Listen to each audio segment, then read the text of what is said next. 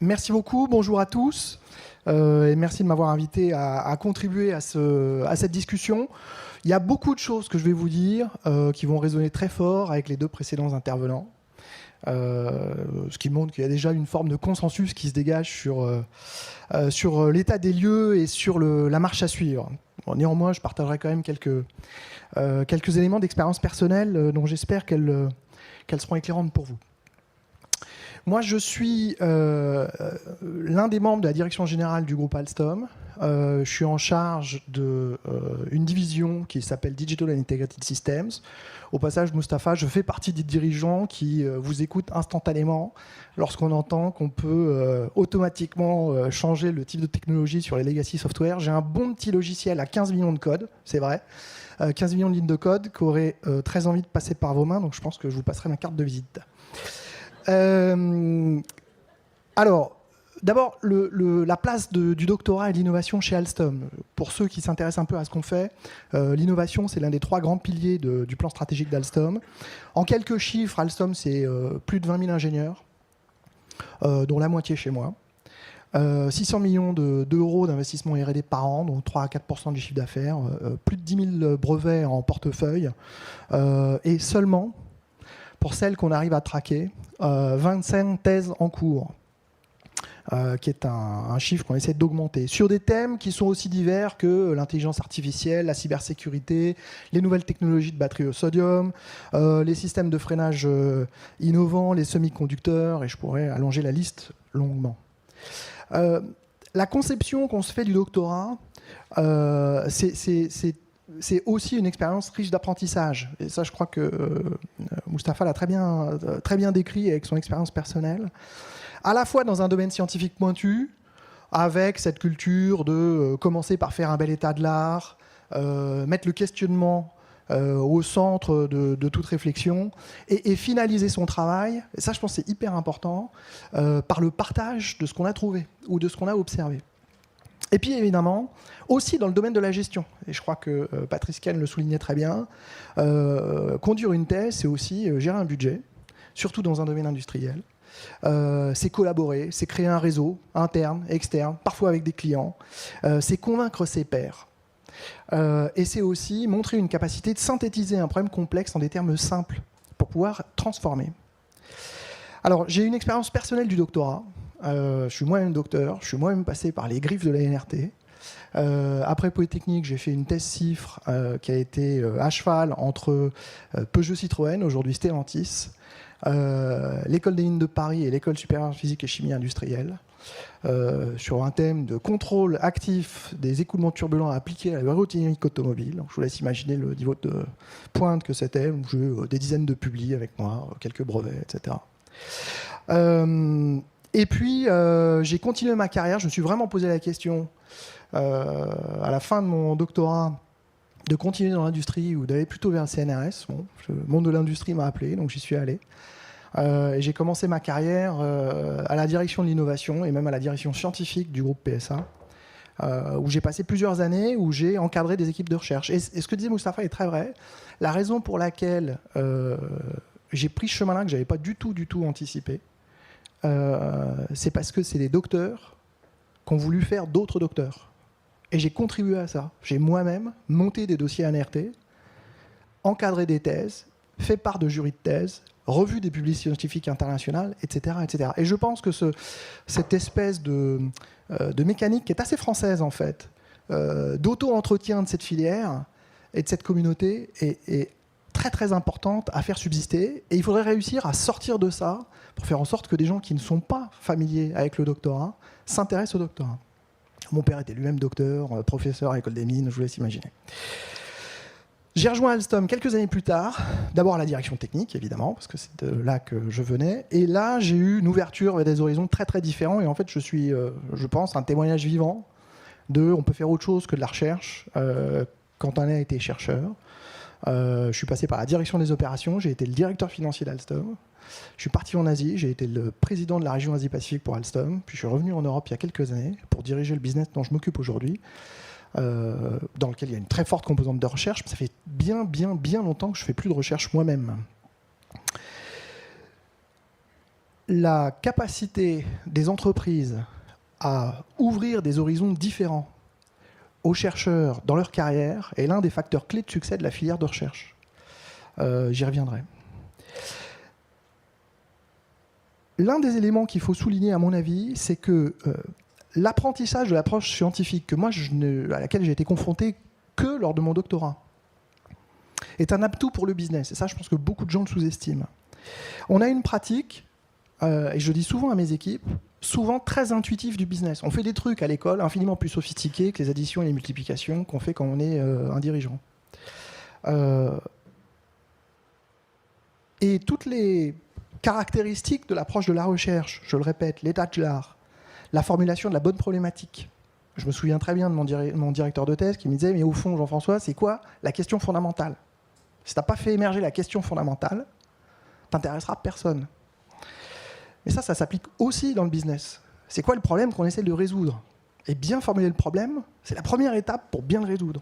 Et très souvent, quand il est très très bien formulé, la réponse, elle vient toute seule. Contrairement à la recherche, où il faut quand même bosser un peu. Le raisonnement par hypothèse, l'expérimentation, la modélisation, trouver les facteurs clés d'un modèle dans le business, et je ne parle pas seulement d'un business model au sens financier, est un des éléments qui permettent de transformer. Et puis enfin, et je dirais presque surtout, être capable de synthétiser et de donner des orientations pour conclure et faire avancer. Ça, l'expérience de la recherche vous pousse à ça. Quand vous publiez dans votre thèse ou dans un article qui va faire quelques pages, la synthèse de mois, voire d'années de travail, c'est un exercice très très important et qui est très important pour le business aussi. J'aime bien dire à mes équipes, donc je le dirai devant vous, que je considère que le leadership, c'est pas chercher à donner les bonnes réponses, c'est chercher à poser les bonnes questions. Et ça, la formation par la recherche vous conduit à faire ça. Mon opinion, humblement, sur comment entreprises et universités, monde du business et monde académique, peuvent travailler ensemble pour réaffirmer la place du doctorat. Il y a un risque que je vois et que j'ai vécu au long de ma carrière, et notamment quand j'étais chercheur, de créer ou d'entretenir des antagonismes qui, de mon point de vue, sont très artificiels. Typiquement, la recherche académique, ou le monde académique et le monde de l'entreprise. La recherche fondamentale et la recherche appliquée. Le monde à l'intérieur de l'entreprise, de l'ingénierie et de l'innovation. Ah, vous êtes les ingénieurs de recherche. Moi, j'étais ingénieur de recherche. J'avais un vrai statut chez PSA d'ingénieur de recherche. Donc ça existait. Je ne sais pas si ça existe encore. Ça existait. Ouais, ça existe encore. Très bien. Il y avait une vraie direction scientifique, avec que des gens qui faisaient vraiment de la recherche. Appliquée, évidemment. Mais on était vus par les gens du développement comme des extraterrestres. Ou l'antagonisme qui peut apparaître parfois entre les sciences humaines, les sciences sociales et les sciences dites dures. Il y a de plus en plus de sujets qui ne savent pas s'appréhender d'un point de vue technique, d'un point de vue scientifique ou d'un point de vue business, sans faire des ponts entre des sciences dites humaines et des sciences dites dures. Je peux vous donner des exemples. Ces antagonismes, ils nous empêchent d'avancer. Il faut créer des ponts entre ces différents mondes pour faire émerger les complémentarités. Les premières publiques que j'ai faites, la première, je m'en souviens, c'était sur des instabilités hydrodynamiques qui se forment, des Reynolds autour de 50 dans un écoulement derrière une marge descendante. Vous pouvez vous dire, qu'est-ce que PSA avait comme intérêt là-dessus ? Simplement, c'est des manips qu'on a faites, on a vu des choses que jamais personne n'avait vues, on s'est dit, tiens, c'est marrant, on va les creuser. Bon. À la fin de la foire, j'ai quand même déposé des brevets sur comment on contrôle les écoulements en aérodynamique automobile. Donc, se dire que l'un et l'autre ne sont pas compatibles est une erreur de jugement de mon point de vue. Pour créer des ponts entre ces différents univers, je pense que l'outil de la thèse CIFRE est un outil formidable, absolument formidable. Donc, il y a évidemment la place du doctorat dans la société, dans le monde universitaire, dans le monde de l'entreprise, mais en France en particulier, et c'est un outil assez spécifique en la France en réalité. On encadre des docteurs dans plein d'autres pays aussi. L'outil de la thèse CIFRE est absolument formidable. Et puis évidemment, et c'est l'objet de la journée d'aujourd'hui, il faut parler davantage du doctorat. Il faut en parler dans les mots qu'on utilise aujourd'hui. J'espère que toutes les tables rondes vont faire émerger aussi des idées, des actions. Mais il faut parler davantage du doctorat. Et je ne vais pas répéter ce que Mustapha a dit très très très bien sur comment travailler l'attractivité de la filière des doctorants et comment travailler aussi le post-doctorat, pas au sens du post-doc comme vous l'entendez, mais qu'est-ce qu'on fait après le doctorat? Parce que Mustapha Nampadi, qui à mon avis est aussi un frein à un jeune qui voudrait faire un doctorat, c'est qu'une fois qu'il a fait ses 3 ans de travail, il faut qu'il cherche un boulot. Il faut qu'il cherche à nouveau un boulot. Et toutes les entreprises n'embauchent pas automatiquement les doctorants qu'elles ont formés, et toutes les universités n'ont pas, ou tous les laboratoires n'ont pas systématiquement un poste à donner à un docteur qui vient d'avoir son doctorat. Et ça, c'est une autre barrière. Vous vous retrouvez, vous avez 26, 27 ans, et vous cherchez un boulot, après tout ce que vous avez fait. Voilà. J'ai essayé d'être assez bref. Je crois que j'ai réussi. C'est pas mon genre. Pour laisser place éventuellement à quelques questions ou quelques réactions, si vous le souhaitez. Merci.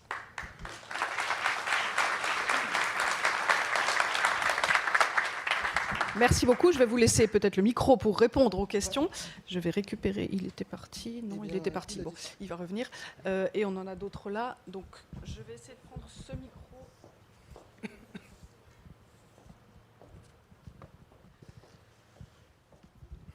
Bonjour. Bonjour. Alors, lorsque vous recrutez, vous qui avez fait une très grande école d'ingénieur, Oui. comment vous-même percevez-vous le doctorat qui n'est pas sorti d'une très grande école d'ingénieur française? Le fait que... C'est 2 sujets différents, en fait. Je dirais... Je recrute pas un docteur parce qu'il a fait une école d'ingénieur avant, si ça pouvait être ça votre préoccupation. Et je considère que quelqu'un qui a fait une école d'ingénieur, il a fait une école d'ingénieur, quelqu'un qui a fait un doctorat, il a fait un doctorat, quelqu'un qui a fait les deux, il a fait les deux. Et c'est 2 choses un peu différentes. Puis après, je dirais, ça dépend des écoles d'ingénieurs, pas par leur ranking, mais par leur niveau de spécialisation. Voilà. Moi, il y a un truc qui est vrai, qu'a dit Patrice Ken, qui m'a amusé. Quand il disait je vous mets au défi de trouver quelqu'un qui a mis docteur sur sa carte de visite, moi j'en ai trouvé un tout de suite, un de mes collègues qui vient de partir à la retraite mais qui était aussi membre de l'excom d'Alstom, français, et qui était docteur Marguet. Et c'était marrant parce que moi je me disais, moi j'ai jamais mis de docteur Baudouin sur mon truc. Docteur Baudouin, c'est ma sœur qui est chirurgien, vous voyez. Bah oui. Et il le faisait parce qu'il a beaucoup travaillé en Allemagne. Et là, pour le coup, en Allemagne, avoir Dr Baudouin, même dans le business, ou Dr Marguet en l'occurrence, sur sa carte de visite, ça fait une différence. Bon, bref, tout ça pour passer cette petite anecdote. Quand j'ai un CV de quelqu'un que je vais recruter ou faire recruter par mes équipes, et que je vois docteur, ça fait quelque chose. Mais je ne me précipite pas pour regarder, ah ouais, mais est-ce qu'il y a bien un ingénieur avant? Au passage, il y a des gens qui se présentent comme docteur ingénieur, en Italie notamment. Voilà, je ne sais pas si ça répond à votre question.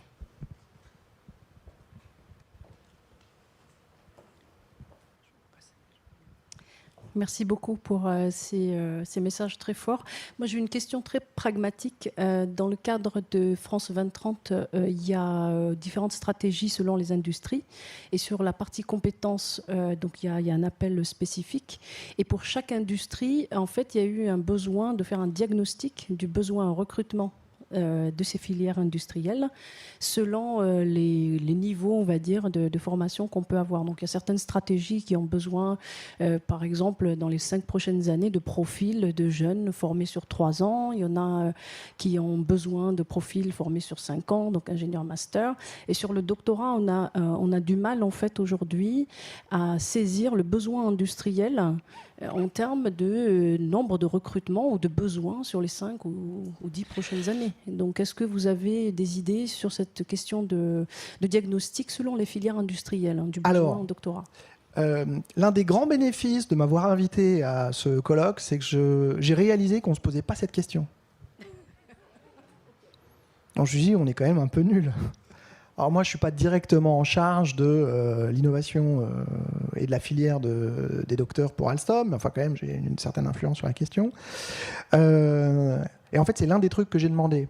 Comment on fait, d'abord, pour faire un état des lieux de on a combien de docteurs? J'entendais Patrice Ken dire j'ai tant de docteurs, je me disais mais moi je ne sais pas. C'est un peu nul. Combien on a de docteurs et combien on a de PhD? Parce que tout ça, c'est pas franco-français. Hein. Quand je dis on a 22 000 ingénieurs, moi j'ai, je sais pas quoi, 10 000 ingénieurs dans le monde, et doit y avoir, entre guillemets, que 1500 ou 2000 en France. Donc, on n'a pas, en fait, on gère assez bien chez Alstom, hein, je ne parle que pour Alstom, on gère assez bien la relation qu'on a avec la NRT pour essayer de développer la filière CIFRE. On a le même genre de relation dans d'autres pays qui est assez bien établi, la Suède en particulier. Dans d'autres pays, on cherche à l'établir, mais on n'a pas un tracking spécifique de combien on a de gens qui sont docteurs, indépendamment des doctorants. Combien de gens qui sont docteurs chez Alstom. Et moi, je cherchais dans ma tête ce que je connais, j'en connais un paquet en fait, et y compris beaucoup qui sont des business leaders maintenant. Et alors, si vous me demandez combien vous voulez en embaucher, j'en ai absolument aucune idée. Et c'est l'un des problèmes. Donc on va attaquer cette question-là.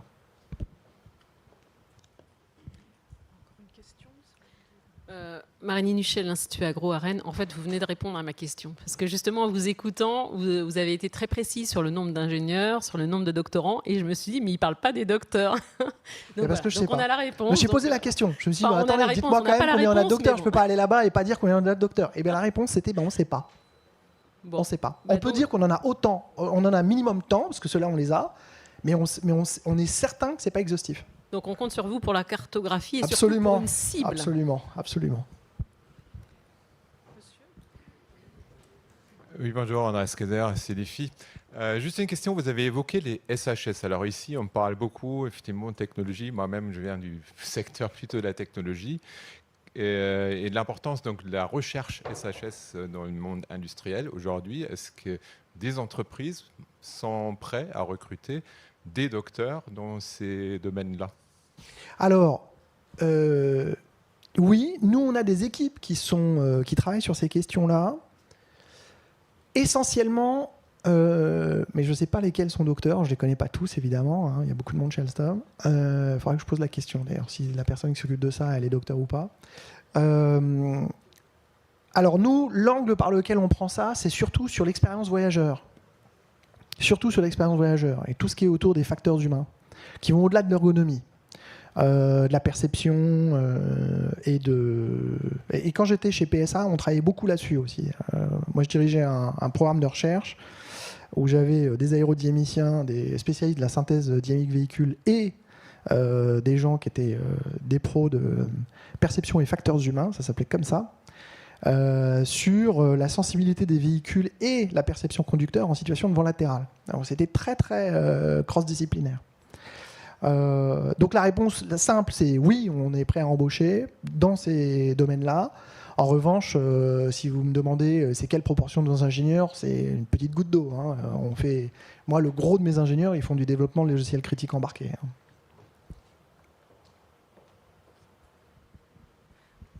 Merci, Mihara Mandel du CNES. On a beaucoup parlé des docteurs, mais on n'a pas abordé le sujet directeur de PhD. Donc, je pense que c'est très important parce que c'est le directeur qui va former le doctorant, c'est le directeur qui a le networking pour assurer qu'est-ce qu'on fait après le doctorat, pas pour le postdoc, mais le postdoc sur des années. Et par exemple, chez vous, vous avez dit quelque chose comme 25 doctorants. Est-ce que vous avez 25 directeurs de thèse? Alors, je ne sais pas si ça a changé, parce que je ne me suis pas posé ces questions-là depuis un moment, mais à l'époque où moi, je montais des dossiers à NRT, donc ça fait 15 ou 20 ans, il y avait toujours, mais j'imagine que c'est toujours le cas, un directeur de thèse qui vient du monde académique, hein, qui lui doit avoir l'habilitation, et un directeur de thèse qui vient du monde industriel, qui souvent n'a pas l'habilitation. Alors, néanmoins, j'ai trouvé quelqu'un dans mes équipes qui l'a. J'étais hyper surpris. Non, parce que c'est pas commun dans le monde industriel de se dire je vais me faire l'habilitation, parce que c'est quand même tout un boulot. Hein.